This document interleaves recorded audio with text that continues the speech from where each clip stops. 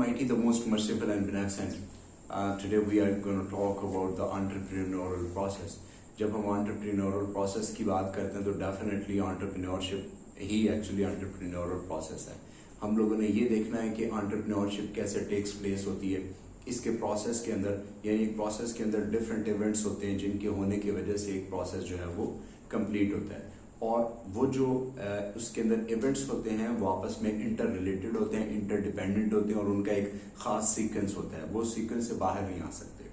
तो entrepreneurial process की जब बात करेंगे तो definitely we know about it के जो एंटरप्रेन्योरशिप है that is closely relevant with that is closely related to the innovative के साथ, because you come with a new idea, that is entrepreneurship we no.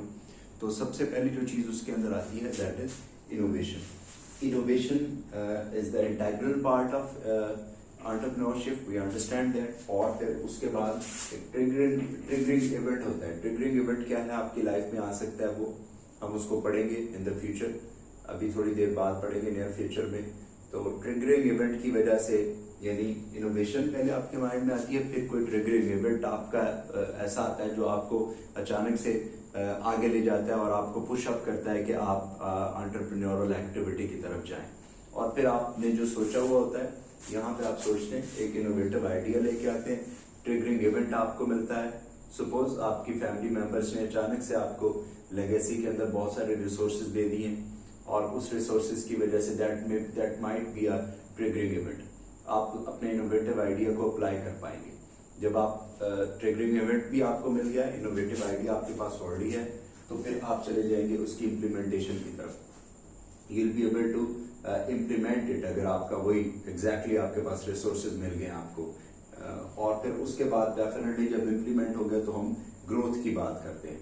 आप ग्रोथ की तरफ आगे बढ़ जाते हो और फिर ऑब्वियसली वो जो प्रोसेस है वो कंटिन्यू हो जाता है एंड इट.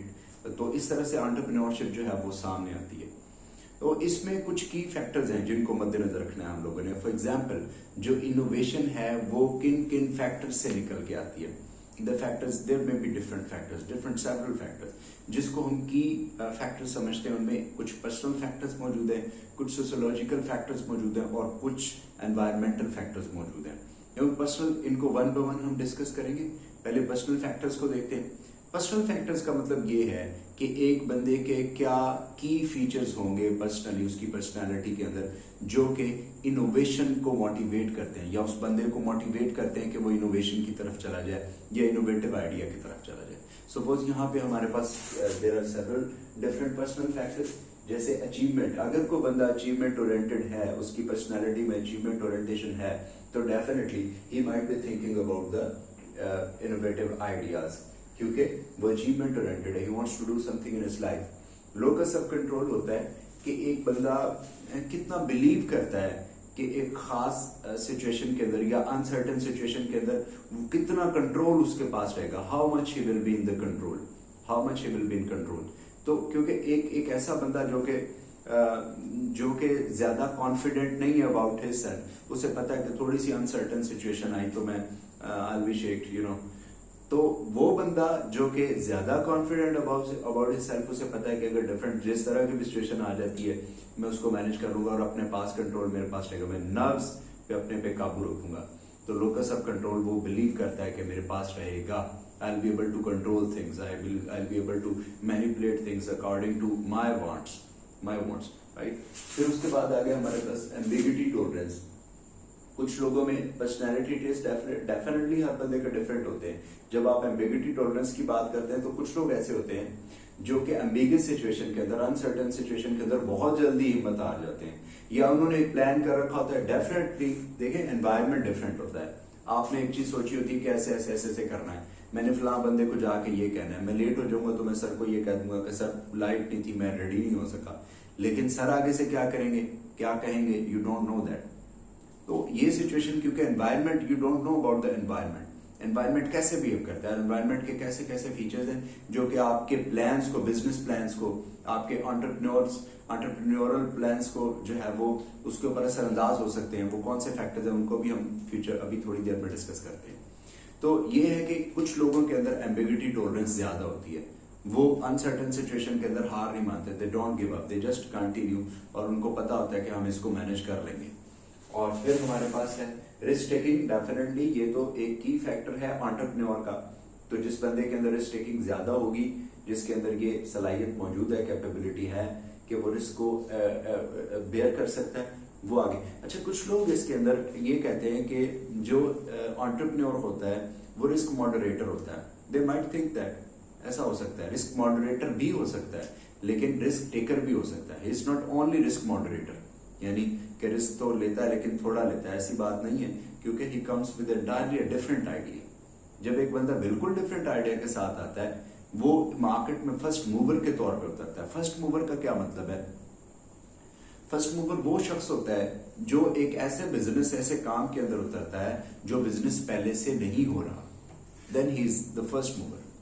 अगर फर्स्ट मूवर है तो जब ऐसे बिजनेस के अंदर, ऐसे काम के अंदर आप उतरेंगे, ऐसे एंटरप्रेन्योरशिप के अंदर आप उतरेंगे, तो definitely there will be so much risk. तो जब रिस्क ज्यादा होगा तो आप ऐसे बंदे को मतलब आप ये नहीं कह सकते कि वो सिर्फ जो है वो मॉडरेटर है, रिस्क मॉडरेटर है, he can be a risk taker too. Well, ये एक ट्रेट है जो कि इम्पॉर्टेंट है एंटरप्रेन्योर के लिए। और देन आ गया हमारे पास पर्सनल वैल्यूज। पर्सनल वैल्यूज खास किस्म की बंदों के अंदर कैसी हैं, ये मैटर करता है कि वो एंटरप्रेन्योरशिप, यानी मतलब काइंड ऑफ थिंग कि वो ब्रेव है नहीं है, वो कॉवर्ड काइंड ऑफ पर्सन है, वो किस तरह का बंदा है, वो इनिशिएटिव्स लेता है नहीं लेता। ये ट्रेड्स भी बहुत ज्यादा एक एज अ फैक्टर काम करते हैं जो कि वो बंदा इनोवेशन की तरफ बढ़ेगा या नहीं बढ़ेगा, इनोवेटिव आइडिया उसको आएगा या नहीं आएगा। देन आ गया हमारे पास पर्सनल वैल्यूज के बाद एजुकेशन। उसकी डेफिनेटली किस तरह की एजुकेशन है, एक्सपीरियंस उसका कैसा है, उसने आज तक किस तरह का काम किया है। ही माइट बी अ पर्सन जिसने कोई 5, 7, 8 जॉब्स की और उनमें से वो फायर कर दिया गया हो या खुद उसने छोड़ी हो, तो इसका मतलब है वो ऐसा बंदा है जो कि डिसीजंस ले सकता है नए, वो नई चीजें कर सकता है। वो वहीं पे बैठा नहीं रहेगा कि ठीक है मतलब यार मेरी तो जॉब चलेगी, मैं क्या करूँ, मैं very much worried. No, he go for the new things. तो उसके अंदर उस बंदे, ऐसे पर्सन के जो है वो चांसेस इनोवेशन की तरफ जाने के ज्यादा हैं। देन अपॉर्चुनिटी रिकॉग्निशन, ये स्केप्टिसिज्म है कि एक बंदा जो है वो कितना क्रिटिकली देखता है चीजों को, सिचुएशंस को। फॉर एग्जांपल, मतलब एक मैं छोटी सी एग्जांपल देता हूँ कि एक मार्केट है जहाँ पे आप देखते हैं कि ये मार्केट बहुत बड़ी है और बड़ा की पॉइंट है जहाँ पे इर्द गिर्द जो है वो हर तरह की शॉप्स अवेलेबल हैं, लेकिन वहां पर जो है वहां पे कोई मेडिकल स्टोर नहीं है। That is opportunity recognition. मैं एक एग्जांपल दे रहा हूँ। तो ये अपॉर्चुनिटी रिकॉग्निशन है। और अपॉर्चुनिटी रिकॉग्निशन किस बंदे में कितनी होती है, डेफिनेटली मैटर करता है। अगर उसमें ज्यादा है तो वो इनोवेटिव आइडियाज की तरफ जाएगा, और अगर उसमें कम है अपॉर्चुनिटी रिकॉग्निशन, स्केप्टिसिज्म कम है, उसके पास वो आई साइट नहीं है जिससे वो चीजों को डिफरेंटली देख सकता है, वो गैप्स को तलाश कर सकता है और उनमें जा सकता है। ठीक है। और फिर इसी तरह से कुछ और पर्सनल फैक्टर्स भी हैं। ये वो पर्सनल फैक्टर्स थे जो कि इनोवेशन के लिए इंपॉर्टेंट है, यानी एक बंदे को इनोवेटिव आइडिया आएगा या नहीं आएगा वो इन पर्सनल फैक्टर्स के ऊपर जो है वो डिपेंड करता है। वेल, आगे बढ़ते हैं। कुछ और पर्सनल फैक्टर्स हैं। ये वो पर्सनल फैक्टर्स हैं जो शायद इनोवेशन के अंदर तो अपना मेजर रोल प्ले नहीं करते, लेकिन वो ट्रिगरिंग इवेंट के तौर के ऊपर वो ऐसे पर्सनल ट्रेड्स जो है वो उसको हेल्प आउट कर सकते हैं। वो क्या है? For example, again risk taking, कुछ कॉमनैलिटीज भी हैं इनमें definitely. Job dissatisfaction, yes, that is not over here personal. ये भी पर्सनल नेचर का है, लेकिन ये यहाँ पे नहीं है। ये इनोवेशन में तो काम आता है, लेकिन जॉब डिससेटिस्फैक्शन अगेन इनोवेशन के अंदर, इनोवेटिव होने के अंदर काम नहीं आती। क्योंकि अगर आप इनोवेटिव हैं तो माइट पॉसिबल है कि आप पहले से एक नई आइडिया के साथ अपने नए बिजनेस की तरफ चले जाएं। लेकिन अगर आप अपनी जॉब से डिससेटिस्फाइड हैं तो definitely you will B thinking about new thing. तो अब ये चीज ऐसी है जो एक ट्रिगरिंग इवेंट के तौर पे आपके सामने आ रही है। ये आप एक ऑलरेडी जॉब कर रहे थे और आपके माइंड में इनोवेटिव आइडियाज भी थे, जैसे उन्होंने आपको बहुत ज्यादा डिससेटिस्फाइड थे, तो फिर आपकी वो जो आप बैक साइड पे आप चीजें सोच रहे थे, आपने उनको अप्लाई करने का सोच लिया। क्यों? क्योंकि आप जॉब से डिससेटिस्फाइड थे। लेकिन अगर if you are satisfied from the job तो फिर डेफिनेटली आप आगे बढ़ेंगे। देखिए, मिसाल के तौर पे हम ये कहते हैं कि कुछ लोग कहते हैं कि फलां बंदा गवर्नमेंट जॉब में है जी, बस ठीक है, लाइफ सेट हो गई और ऑल दैट। वो बंदा एक स्टेबल जिंदगी, स्टेबल लाइफ तो गुजारता है, लेकिन वो एक ऐसी लाइफ नहीं गुजारता जिसके अंदर न्यूनेस, जिसके अंदर वो एडवेंचर्स कर सकता है, जिसके अंदर वो वर्ल्ड चेंजिंग या कम से कम देर लोकेलिटी चेंजिंग और कम से कम कोई इंपैक्ट रखता हो ज्यादा बड़े लेवल के ऊपर then that particular government job. क्योंकि अगर उसकी गवर्नमेंट जॉब नहीं है तो डेफिनेटली वो सोचेगा मैं ये काम करूं, मैं फलां काम करूं, मैं फलां बिजनेस लगाऊं, मैं क्या करूं, क्या ऐसी चीज हो जो कि डिफरेंट हो और मैं उसको परसू करूं। तो जॉब डिससेटिस, अब यहाँ पे क्योंकि वो बंदा सेटिस्फाइड है विद दिस जॉब, अगर गवर्नमेंट जॉब में मुनासिब गवर्नमेंट जॉब में अगर वो सेटिस्फाइड है, he might not be thinking about different other things, वो और चीजों के बारे में नहीं सोचेगा। तो जॉब सेटिस्फेक्शन ट्रिगरिंग इवेंट नहीं हो सकती कि वो बंदा एंटरप्रेन्योरल एक्टिविटी की तरफ चला जाए। तो जॉब डिससेटिस्फेक्शन होती है, एक बंदा अपनी जॉब से डिससेटिस्फाइड है, he will be thinking about going towards another direction, right. यहाँ पे हमारे पास है जी नेक्स्ट जॉब लॉस, बंदे को निकाल दिया गया जॉब से, ये भी एक बहुत इंपॉर्टेंट है। हार्वर्ड रोज एक ऐसा बंदा है जिसने जो फार्मास्यूटिकल कंपनी के अंदर जॉब करता था और उसको तकरीबन 4 फार्मास्यूटिकल कंपनी से उसको निकाल दिया गया, तो उसने अपनी एक ड्रग पैकेजिंग बिजनेस जो है वो शुरू किया जिसको वो बहुत बड़े लेवल पे ले गया इन द फ्यूचर। तो जो हार्वर्ड रोज था डेफिनेटली देखिए जॉब लॉस, उसको जॉब लॉस होने की वजह से वो ट्रिगरिंग इवेंट था ये उसके लिए कि वो एक नई लाइफ की तरफ बढ़ गया। देन एजुकेशन, डेफिनेटली आपकी किस किस्म की एजुकेशन है ये मैटर करता है, आपने एंटरप्रेन्योरशिप किससे पढ़ रखी है ये मैटर करता है, और कितने टाइम में पढ़ रखी है ये मैटर करता है। अगर आप इसी तरह से ऑनलाइन पढ़ेंगे और शॉर्ट और उसको पैकअप करेंगे तो वो आपको एंटरप्रेन्योर शायद ना बना सके, लेकिन डिपेंड करता है अगेन काफी सारी चीजें। एजुकेशन मैटर करती है, एज बहुत मैटर करती है, I told before that too कि एज जो है वो आपकी 25 से लेकर 32 तक स्टडीज ये बताती हैं कि बहुत अच्छे जो या ज्यादा एंटरप्रेन्योर्स जो हैं या कामयाब जो एंटरप्रेन्योर्स हैं वो इस एज में सामने आते हैं, 25 से 25 से लेकर 32 तक। तो ये भी एक चीज है। तो definitely that can be triggering event कि इस एज के अंदर बंदा बहुत ज्यादा एंथुसियास्टिक होता है जो कि उसको कुछ करने पे मजबूर देता है, that might be a triggering event. Then आ गया जेंडर मैटर करता है। एक लड़की जैसे खास तौर पे मैं इन पर्टिकुलर हमारी जो सिचुएशन है उसकी बात करें तो खवातीन जो है वो उनमें ये चीजें ज्यादा सामने आती नजर आ रही हैं कि बीइंग अ गर्ल दे से कि हम ज्यादा आउट परफॉर्म करना चाहते हैं, इवन मर्दों से भी ज्यादा अच्छा परफॉर्म करना चाहते हैं, दे कैन। तो ये उनका डेफिनेटली जेंडर जो है वो उनको प्रोमोट करता है।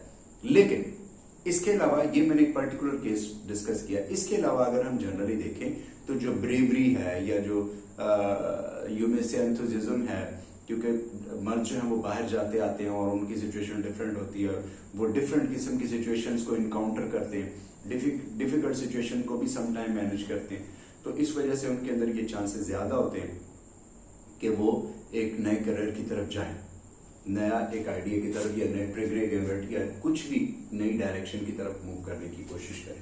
देन आगे हमारे पास कमिटमेंट, अगेन एक बंदा किस हद तक कमिटेड है टुवर्ड्स हिज गोल्स ये मैटर करता है। अगर उसका आइडिया था, मतलब एक इनोवेटिव आइडिया था उसके माइंड में और उसने सोचा कि मैंने इसको इम्प्लीमेंट करना है और मेरी उसकी अगर कमिटमेंट बहुत ज्यादा स्ट्रांग है तो इसका मतलब पीछे नहीं हटेगा, और जब बहुत ज्यादा स्ट्रांग है तो this commitment can be a triggering event. एक बंदा बहुत ज्यादा वेल आगे है रिसोर्सेज, अगर एक बंदे के पर्सनल रिसोर्सेज बहुत ज्यादा है तो यकीनन वो चीजें कर सकता है। For example mister x has money and mister why do not have money, why does not have money. तो मिस्टर एक्स जो है जिसके पास पैसे हैं वो चीजें करने का या उसके माइंड में डिफरेंट आइडियाज आएंगे कि मैंने इनको कैसे स्पेंड करना है। ये माइट थिंक है मुझे कुछ ऐसा करना चाहिए जिसका एक इम्पैक्ट हो, लेकिन जब मिस्टर वाई है तो पॉसिबली हो सकता है कि वो उसको इस तरह के कोई ख्यालात ना आए कि मैंने कुछ नया करना है। मतलब उसके पास पैसे नहीं है, वो बेचारा उनको पूरे करने में ही लगा हुआ है, अपनी लाइफ को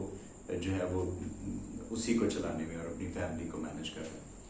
आगे बढ़ते हैं। तो ये जो चीजें हैं, ये जो पर्सनल फैक्टर्स थे, ये वाले पर्सनल फैक्टर्स जो है वो ट्रिगरिंग इवेंट हो सकते हैं। ये जो पर्सनल फैक्टर्स पड़े ये इनोवेशन को भी हेल्प आउट करते हैं, डेफिनेटली इनोवेटिव आइडियाज को भी सामने लाने में मदद करते हैं, और यही वाले पर्सनल फैक्टर जो है वो ट्रिगरिंग इवेंट भी हो सकते हैं। और ये पर्सनल फैक्टर्स इनोवेटिव आइडियाज को तो ऐसे शायद सपोर्ट ना करें, कुछ कॉमनैलिटी हो सकती है, और यहाँ पर ये ट्रिगरिंग इवेंट के लिए मेनली ये पार्टिसिपेट करते हैं। ये वो की फैक्टर्स हैं, पर्सनल ट्रेड्स। फिर हम बात करते हैं सोशियोलॉजिकल एज अ टोल्ड कि इसका ताल्लुक जो है वो इंसानों के साथ है, समाज के साथ है, लोगों का आपस में रहन सहन के साथ है, फैमिली सिस्टम के साथ है, कम्युनिटीज के साथ है। तो इसमें हम सोशियोलॉजिकल में ये देखते हैं। पहली चीज आ गई हमारे पास नेटवर्क्स। जब नेटवर्क्स किस हद तक एक बंदे के नेटवर्क्स कितने ज्यादा है कि वो कितने लोगों को जानता है, कितने लोगों से उसका मिलना जुलना है, किस तरह के लोगों से मिलना जुलना है। नेटवर्क्स अगेन उसके वो ऐसे सिस्टम में रहता है जहाँ पे टीम्स प्रॉपर बनती हैं और वहां वो परफॉर्म करती हैं, आउट परफॉर्म करती हैं। पेरेंट्स में भी हेल्पिंग देम, ठीक है। फैमिली हो गया, ये वो चीजें हैं जो कि ट्रिगरिंग इवेंट होते हैं। पेरेंट्स कह सकते हैं कि फैमिली कह सकती है कि yes you need to do things, उनका कल्चर कैसा है ये मैटर करता है। और यहाँ पे हमारे पास आ गया रोल मॉडल, उस यानी वो कौन सी सोसाइटी और उसमें रोल मॉडल्स कैसे हैं। मिसाल के तौर पर अमेरिकन सोसाइटी जो है वहां पर आपको बहुत ज्यादा बिजनेसमैन नजर आते हैं या एंटरप्रेन्योर्स नजर आते हैं। तो वहां पे ऐसा माहौल है कि वहां के रोल मॉडल्स इतने ज्यादा हैं जो कि एंटरप्रेन्योरशिप में जा चुके हैं कि वहां पे ज्यादा चांसेस हैं कि लोग जो है वो एंटरप्रेन्योरशिप की तरफ जाएं। जबकि एक ऐसी सोसाइटी जहां पे लोग इनिशिएटिव नहीं लेते, जहां पे लोग रिस्क टेकर नहीं है, जहां पे लोग यूनिक आइडियाज के साथ आगे नहीं आते, जहां पे लोग पैसे निकालने से डरते हैं, ऐसी सोसाइटी जो है वहां पर फिर एंटरप्रेन्योरशिप के सामने आने के चांसेस काफी कम होते हैं। तो एक सोशियोलॉजिकल बहुत इंपॉर्टेंट सोशियोलॉजिकल फैक्टर ये भी है। फिर तो सोशियोलॉजिकल फैक्टर्स ये वाले आपके लिए ट्रिगरिंग इवेंट भी हो सकते हैं, आपके एडवाइजर्स ऐसे हो सकते हैं जो कि आपके ट्रिगरिंग इवेंट हो सकते हैं। जैसे रोल मॉडल में कोई ऐसा बंदा हो सकता है जिसने आपको बहुत ज्यादा इंस्पायर कर दिया, तो in that case that can be A triggering event कि आप एंटरप्रेन्योरशिप की तरफ चले जाएं। और फिर उसके बाद आ गया, और यही वो सारी चीजें जो कि आपको एक सपोज आपने इनोवेटिव आइडिया लिया, ट्रिगरिंग इवेंट जो है वो आपको मिल गया जिससे आपने उसको परसू करने का सोच लिया, और जब वो आपका प्लान फाइनल हुआ देन यू डिसाइडेड कि अब मैंने इसको क्या करना है, इम्प्लीमेंट करना है। अब ये वो चीजें हैं जो कि आपको इम्प्लीमेंटेशन के अंदर भी मदद देते हैं। At the same time they also help in triggering. तो यहाँ पे फॉर एग्जांपल नेटवर्क्स हैं, आपकी टीम्स कैसी हैं, आपके पेरेंट्स किस तरह के आपको मोटिवेट करते हैं नई चीजों के लिए या नहीं करते, क्या करते हैं, उस तरह से फैमिली रोल मॉडल्स एडवाइजर्स आपके कैसे हैं, या आपको उसको इम्प्लीमेंट करने में भी हेल्प आउट करेंगे। वो जो आइडिया आपने सोचा इनोवेटिव आइडिया, और फिर ट्रिगरिंग इवेंट में भी और फिर अगेन इम्प्लीमेंटेशन के अंदर। उसके बाद आगे बढ़ते हैं। पर्सनल ट्रेड्स कुछ ऐसे हैं जो कि आपको इम्प्लीमेंटेशन में हेल्प करते हैं, ये शायद ये नहीं करते इम्प्लीमेंटेशन के अंदर।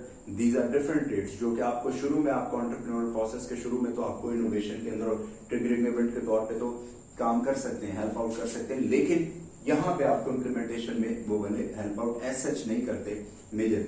वो ये पर्सनल, उसमें आपके पास क्या होना चाहिए, again you must be having entrepreneurial capabilities and then you must be a very much good leader. Leader वो होता है जो लोगों को इंस्पायर करता है। जब आप डिफाइन करेंगे तो आप लिखेंगे कि लीडर वो बंदा है जो लोगों को इंस्पायर करता है और उनके साथ मिलकर काम करता है, अगेन उसको उनको इंस्पायर करके जो है वो अपना आउटपुट ले लेता है positively, win win condition create करके।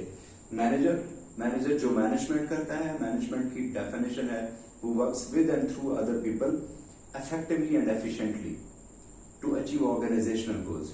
तो उसमें ये सलाहियत होती है कि वो लोगों को साथ लेके चल सकता है। जो उसको टास्क दिया जाता है इम्प्लीमेंटेशन के लिए वो उसको अच्छे तरीके से परसू कर सकता है, मैनेजमेंट करता है। देन आ गया कमिटमेंट। आपके इल्म में होना चाहिए कि मैनेजमेंट जो है वो जो दुनिया की टॉप जो 500 ऐसे मैनेजर्स हैं जो कि कामयाब तरीन मैनेजर्स हैं, दुनिया के सक्सेसफुल हैं, उनमें ज्यादातर खवातीन हैं, तो वो ज्यादा अच्छी मैनेजर्स हैं स्टडीज से।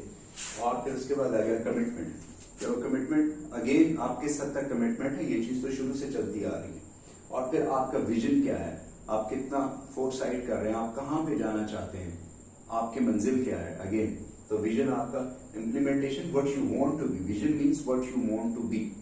तो ये आपको ये वाले फैक्टर जो हैं ये इम्प्लीमेंटेशन में भी पर्सनल फैक्टर्स हेल्प करते हैं। और फिर जब आप उसको इम्प्लीमेंट कर लेते हैं, उस प्लान को, उस इनोवेटिव आइडिया को इम्प्लीमेंट कर लेते हैं, तो उसकी ग्रोथ में भी आपको हेल्प आउट करते हैं और उसका अगेन ग्रोथ में भी आपको हेल्प आउट करते हैं। देन ऑर्गेनाइजेशनल कुछ ऐसी एक्टिविटीज हैं, कुछ ऐसी चीजें हैं जो आप, या कुछ ऐसी यू में से स्किल्स हैं जो कि होनी चाहिए, जो ग्रोथ के लिए आपको हेल्प कर सकती हैं।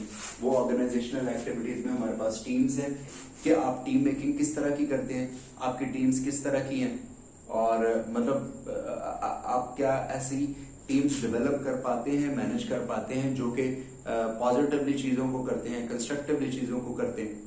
ये ऑर्गेनाइजेशन की सेटिंग की बात हो रही है। ऑर्गेनाइजेशन इज अ प्लेस जहाँ पे चीजें, जहाँ पे काम हो रहा है, आपका अरेंजमेंट ऑर्गेनाइजेशन को कहते हैं। बाकी डिटेल्ड अगर हम बात करेंगे तो वो तो एक पूरा मैनेजमेंट का चैप्टर बन जाएगा, बहुत डिटेल चले जाएंगे उसमें।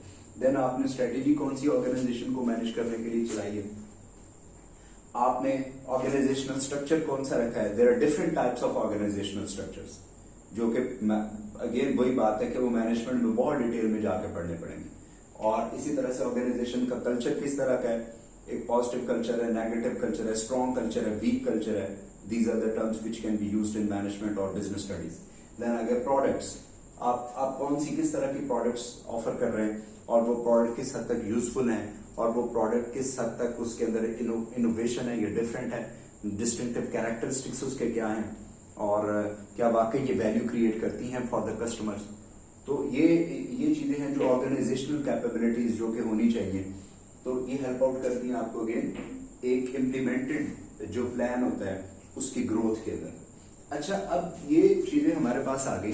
हमने सबसे पहले अपनी बात की है ऐसे फैक्टर्स जो कि पर्सनल फैक्टर्स थे एक बंदे के अंदर के जो कि इनोवेशन के लिए भी हेल्प आउट फैक्टर्स, अच्छे फैक्टर्स के तौर पे प्ले करते हैं, अपना रोल प्ले करते हैं, और ट्रिगरिंग इवेंट के तौर पे भी अपना रोल प्ले कर सकते हैं। उसके बाद हमने उसी बंदे के समाज की बात की कि वो उसको कितना सपोर्ट करता है एंटरप्रेन्योरल प्रोसेस के अंदर, और फिर हम लोगों ने उसके बाद जो है वो बात की अगेन ऑर्गेनाइजेशनल, थोड़ा सा उससे बाहर निकल के वो अपनी ऑर्गेनाइजेशन को कैसे डील करता है। एक बंदे के पहले ट्रेड्स पढ़े, उसके सोशियोलॉजिकल फैक्टर्स को देखा, साथ उसके फैमिली मेंबर्स, और फिर उसके बाद हमने उसकी ऑर्गेनाइजेशन को देखा। अब ऑर्गेनाइजेशन वाइड देखने के बाद अगर एनवायरनमेंट को और हम ब्रॉडन कर दें तो हमारे पास एनवायरनमेंट आ जाएगा।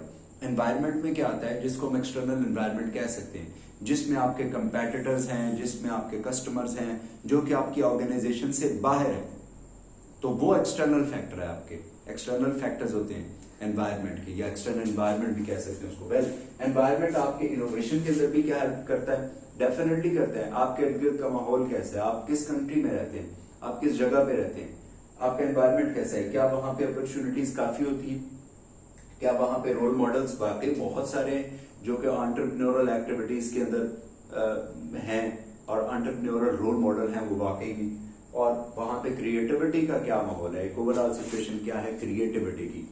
और फिर उसके बाद एनवायरनमेंट में ही ये डेफिनेटली ये तीन चीजें जो है हेल्प करती है इनोवेशन के लिए, और ट्रिगरिंग इवेंट भी हो सकते हैं। For example, if there are opportunities it can be a triggering event, if there are role models it can be a triggering event, because you will get motivated by that person, right. फिर creativity होगी, creativity का क्या माहौल है, ये भी एक triggering event हो सकता है। फिर हमारे पास आ गया एनवायरनमेंट के अंदर ही इकोनॉमी, ओवरऑल आपके मुल्क की इकोनॉमी कैसी जा रही है, अच्छी जा रही है, बुरी जा रही है, बिजनेसेस कैसे जा रहे हैं, लोगों के पास पैसा है नहीं है, ये बहुत मैटर करता है। It can be a triggering event. Then competition वगैरह, देखिए इकोनॉमी पुअर है तो आप इस तरह की चीजों की तरफ शायद न जाए। देन आ गया कंपटीशन का स्टेटस क्या है, कंपटीशन बहुत ज्यादा है, कम है, इंटेंसिटी ऑफ कंपटीशन क्या है, ये मैटर करता है। एनवायरनमेंट कैसा है, उसके अंदर आपने कैसा परसू करना है, क्या आप बिल्कुल नई चीज की तरफ जाएंगे, क्या किसी चीज के अंदर कंपेटिटर्स बहुत ज्यादा हैं, अगर सपोज किसी जगह पर कंपेटिटर्स बहुत ज्यादा हैं तो आप definitely will be thinking about a new thing जो कि जिसका कोई कंपटीशन ना हो। और फिर रिसोर्सेज हैं, डेफिनेटली एक एनवायरनमेंट कैसा है, क्या वहां पे रिसोर्सेज लोगों के पास जनरली बहुत ज्यादा है, कम है, ये मैटर करता है, या गवर्नमेंट किस लेवल के ऊपर जो है वो रिसोर्सेज प्रोवाइड कर रही है, ये मैटर करता है। तो एनवायरनमेंट में ये आ गया। देन आ गया इंक्यूबेटर। इंक्यूबेटर साइंटिफिक टर्म्स के अंदर तो ये एक डिफरेंट चीज है, यू अंडरस्टैंड कि वो एक सेल होता है जिसके अंदर वो एक हैचिंग का प्रोसेस होता है। यहाँ पे इंक्यूबेटर एक ऐसा एनवायरनमेंट है जो कि बिजनेस सपोर्टिव होता है, एक ऐसा एनवायरनमेंट जिसके अंदर से बिजनेस या जिसके अंदर से एंटरप्रेन्योरल एक्टिविटी जो है वो प्रोमोट होती है, हैच होकर सामने आती है, एक नई चीज सामने आती है। तो क्या आपका as environment as an incubator behave कर रहा है या नहीं कर रहा, ये भी यहाँ पे एक एनवायरमेंटल फैक्टर है। ये वो फैक्टर्स हैं जो कि आपके यकीनन एंटरप्रेन्योरल एक्टिविटी को मुतासर करते हैं। देन आगे आपके पास गवर्नमेंट पॉलिसी। गवर्नमेंट पॉलिसी क्या है towards the new businesses, towards the new things, ये भी मैटर करता है। किसी जगह पे हर बिजनेस के ऊपर एक तरह का टैक्स लगा दिया जाता है, किसी जगह पे अगर कोई क्रिएटिव चीज है, कोई नई आने वाली चीज है, उनको ज्यादा सपोर्ट किया जाता है। तो ये गवर्नमेंट की पॉलिसी मैटर करती है कि वहां पे कैसी है। अगर तो वाकई वो सपोर्टिव है तो डेफिनेटली वहां पर लोग जो है वो ज्यादा कोशिश करेंगे एक नई चीज की तरफ जाने के लिए। तो ये एनवायरनमेंट वो जो ट्रिगरिंग इवेंट के लिए आप ट्रिगरिंग इवेंट में जा सकते हैं, ठीक है। देन आ गया इम्प्लीमेंटेशन। आप ये इम्प्लीमेंटेशन में भी आपको हेल्प आउट कर सकते हैं कि इकोनॉमी किस तरह की है, गवर्नमेंट की पॉलिसीज क्या है, क्या आप अपने आइडियाज को इम्प्लीमेंट कर सकते हैं या नहीं कर सकते। अगली जो बात है आपके पास जो एनवायरनमेंट जो आपका इम्प्लीमेंटेशन में भी हेल्प करेगा एनवायरमेंटल फैक्टर्स, और जो ग्रोथ में भी जो है वो आपको हेल्प आउट करेगा इस स्टेट के अंदर, वो है दैट इज कंपेटिटर्स। अगेन वही वाली बात है कि कंपटीशन, आपके कंपेटिटर्स किस तरह के हैं आपको सोचना पड़ेगा। अगर एग्जैक्ट बिल्कुल आपका बिल्कुल कोई कंपेटिटर है ही नहीं, दैट्स अनदर थिंग। लेकिन अगर कंपेटिटर है तो वो किस हद तक आपसे रेलेवेंट प्रोडक्ट बना रहे हैं ये देखना पड़ेगा। लेकिन वो बहुत ही डिफरेंट प्रोडक्ट होती है जो एक एंटरप्रेन्योर सामने लेके आता है, लेकिन कहीं ना कहीं उसका कोई ना कोई अल्टरनेट हो सकता है, राइट। वो कम हो ज्यादा हो, उतनी जरूरत पूरी कर रहा है नहीं कर रहा, उतनी सेटिस्फेक्शन दे रहा है नहीं दे रहा, दैट्स अनदर थिंग। उसके बाद हमारे पास आ गया सप्लायर्स आपके किस तरह के हैं, ये मैटर करता है। सप्लायर्स वो इम्प्लीमेंटेशन के लिए सप्लायर्स कौन होते हैं, जिनसे आपने रॉ मटेरियल खरीदना होता है, जिनसे आपने इनपुट की मशीनरी लेनी होती है, वहां पे क्या स्टेटस है, एनवायरमेंट ऐसा है कि आपको वहीं पे मशीनरी अवेलेबल आती है। फॉर एग्जाम्पल पाकिस्तान एक कैपिटल इंटेंसिव कंट्री नहीं है, पाकिस्तान के पास पैसे उतने ज्यादा नहीं है, और पाकिस्तान के पास जो है वो मशीनरी इतनी ज्यादा खुद से यहाँ पे प्रोडक्शन उसकी नहीं होती। तो डेफिनेटली हमें बाहर से ये सप्लाईज लेनी पड़ेगी, और उसके लिए सप्लायर्स हमारे फॉरेन सप्लायर्स हैं, जिसकी वजह से करेंसी डिफरेंसेस की वजह से हम लोगों के लिए बहुत मुश्किल होगी। तो again it will be difficult for an entrepreneur to implement his plan because of this environmental factor, right. तो ये हेल्पफुल भी हो सकता है कि किसी जगह के ऊपर जो है वो सप्लायर किसी खास चीज की आसानी से मिल जाए, ठीक है जी। हेल्पफुल भी हो सकता है और नहीं भी हो सकता, ये वो फैक्टर्स हैं। देन बैंकर्स, बैंकिंग सिस्टम बहुत मैटर करता है कि आप पेमेंट्स किस तरह से करते हैं, आपके पेमेंट्स कितना स्मूथली एक जगह से दूसरी जगह मूव होती हैं, या इनफ्लो कितना स्मूथली हो जाता है, ये भी बहुत मैटर करता है। लॉ एंड एनफोर्समेंट ऑब्वियसली इसके साथ रेलेवेंट है। फिर आप बात करते हैं रिसोर्सेज की। अगेन रिसोर्सेज जो यहाँ पे भी बात हो रही, वहां पे भी हो रही, पर्सनल भी हो रही है, हर जगह पे ये बात रिसोर्सेज का फैक्टर आ रहा है कि वो इम्प्लीमेंटेशन में ग्रोथ में अगेन हेल्प करता है आपको या हेल्प नहीं करता अगर कम हो रिसोर्सेज तो। इकोनॉमी अगेन मैटर करती है इम्प्लीमेंटेशन और ग्रोथ के लिए। कस्टमर्स मैटर करते हैं, what sort of customers do you have, do your customer have money और नॉट, क्या उनके पास कोई पैसा है कि नहीं है, ये भी मैटर करता है। उनकी परचेजिंग पावर क्या है, और whether they are going to buy new things, उनमें इनोवेटर्स कितने हैं। इनोवेटर्स उन कस्टमर्स को भी कहा जाता है जो किसी प्रोडक्ट्स को जब वो मार्केट में आती है तो पहली दफा इस्तेमाल करना चाहते हैं, कि जैसे कोई प्रोडक्ट आती है हम उसको फर्स्ट टाइम हम ही यूज करें, कोई और ना करे। तो कस्टमर्स उस लोकेलिटी के कैसे हैं, ये बहुत ज्यादा मैटर करता है, किस टाइप के कस्टमर्स है, बाकी वो नई चीजों की तरफ जाते हैं फौरन जब आपको नया आइडिया आता है या नहीं। और फिर उसके बाद आ गया हमारे पास इन्वेस्टर्स। वहां पे इन्वेस्टर्स अवेलेबल हैं कि नहीं। जैसे हमारे पास एक सवाल आया था कि एक बंदा है जिसके पास आइडिया, सपोज मेरे पास आइडिया और मुझे अगर इन्वेस्टर्स नहीं मिलते एक एनवायरनमेंट के अंदर, और मैं उसके साथ बिजनेस पार्टनरशिप करके आगे नहीं बढ़ सकता, एक एंटरप्रेन्योरशिप की तरफ नहीं बढ़ सकता, तो डेफिनेटली वो that is not a good environment, that is not a supportive environment towards entrepreneurship. और फिर हमारे पास आ गए लॉयर्स। लॉयर्स हम लोगों को चाहिए होते हैं, बिजनेसमैन को चाहिए होते हैं, एंटरप्रेन्योरशिप को लॉयर्स चाहिए होते हैं, ताकि वो एंटरप्रेन्योर्स को, क्योंकि वो उन्होंने लीगल इश्यूज को देखना होता है, गवर्नमेंटल इश्यूज को देखना होता है, टैक्सेस के इश्यूज को देखना होता है। ये भी एनवायरनमेंट का एक इम्पॉर्टेंट पार्ट है कि वहाँ पे लॉ की सिचुएशन की। आखिरी चीज है हमारे पास गवर्नमेंट पॉलिसी, यानी गवर्नमेंट पॉलिसी कैसी है उस जगह की, उस कंट्री की। तो ये वो चीजें हैं जो कि बड़ी इंपॉर्टेंट है एंटरप्रेन्योरल प्रोसेस के अंदर। जब आपके पास ये क्वेश्चन आएगा तो आपने बताना है उसमें पहला प्रोसेस इनोवेशन है, सेकंड प्रोसेस जो है वो आपके पास उसका ट्रिगरिंग इवेंट है, देन इम्प्लीमेंटेशन और फिर ग्रोथ है। और ये सारी हेडिंग्स देके आप उनके अंदर पर्सनल फैक्टर्स और एनवायरमेंटल फैक्टर्स और सोशियोलॉजिकल फैक्टर्स को डिस्कस कर सकते हैं पैराग्राफ्स की फॉर्म में। और फिर आप एंड पे या दरम्यान में या कहीं पर भी स्टार्ट में भी आप एक एग्जिबिट की हेडिंग देके उसमें ये वाला पूरे का पूरा मॉडल जो मैंने पीछे बनाया है इसको प्रेजेंट कर सकते हैं। इस तरह से आपका ये क्वेश्चन जो है वो कंप्लीट हो सकता है। अगर आप एक एक की डिटेल्स में जाना शुरू करेंगे। फॉर एग्जांपल अगर आप ऑर्गेनाइजेशनल जो फैक्टर्स हैं उसकी डिटेल्स में जाएंगे, टीम्स की डिटेल्स में चले जाते हैं, स्ट्रक्चर की डिटेल में चले जाते हैं, तो आपके लिए it will be even impossible for you people to manage your paper. तो ये चीज़ है, ये हमारे पास एंटरप्रेन्योरल प्रोसेस है, और इस प्रोसेस को कंप्लीट करने के लिए, इस प्रोसेस को सर अंजाम देने के लिए जो फैक्टर्स इंपॉर्टेंट होते हैं या जो फैक्टर्स उसके की प्लेयर्स हैं वो हम लोगों ने आज डिस्कस किए हैं। If you got any question you can ask me. So this was all about entrepreneurial process. See you in the next video.